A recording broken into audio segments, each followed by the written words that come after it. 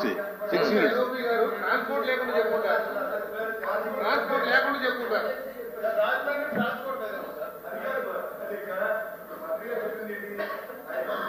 కిలోమీటర్కి వచ్చి 5 రూపాయలు 6 రూపాయలు చెప్పారు కదా.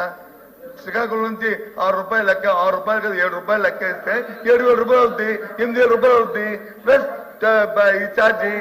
నేను అదే చెప్పాను, నేనేమి తప్పు చెప్పలేదే.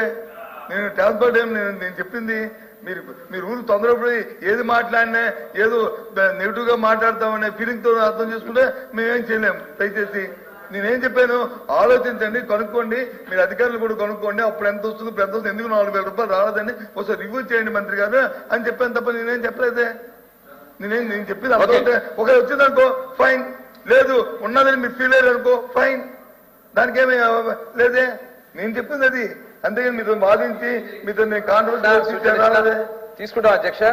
మీరు కూడా ఒకసారి వెరిఫై చేసుకోండి అధ్యక్ష. ఎందుకంటే మేము ఎంత తక్కువ ఇవ్వడానికి గౌరవ ముఖ్యమంత్రి గారు ఎంత మనం ట్రాన్స్పోర్టేషన్ తగ్గించవచ్చు, ఎంత లోడింగ్ తగ్గించవచ్చు అనేది ఓపెన్ గా మేము పారదర్శకంగా ఆక్షన్స్ కండక్ట్ చేసాం అధ్యక్ష.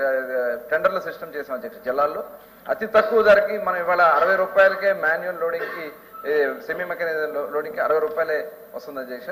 మేము మా ముఖ్యమంత్రి గారు శాండ్ విషయంలో చాలా పర్టికులర్గా ఉన్న అధ్యక్ష.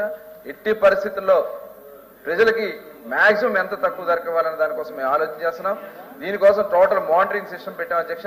ప్రతి వెహికల్ కూడా ట్రాన్స్పరెంట్ గా పెట్టాము.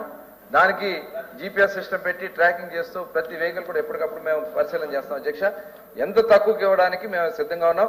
ఉచితంగా ప్రజలు వాళ్ళే వచ్చి, ఇప్పుడు సపోజ్ వాళ్ళు వెహికల్ తీసుకొచ్చి వస్తే ఎవరు వచ్చినా సరే వాళ్ళకి ఉచితంగా వాళ్ళే లోడ్ చేసుకుని వాళ్ళే తీసుకెళ్ళచ్చు అధ్యక్ష. ఇందులో ఒక్క పైసా కూడా ప్రభుత్వం ఆదాయంగా చూసుకోదలుచుకోలేదు. రాష్ట్ర అభివృద్ధిలో శాండ్ అనేది చాలా అవసరం. దాన్ని ఉచితంగా ఇవ్వాలని ముఖ్యమంత్రి గారి ఆకాంక్షకు తగిన విధంగా పనిచేసి రాష్ట్ర ప్రజలకు ఉచితంగా శాండ్ ఇస్తున్నాం అధ్యక్ష.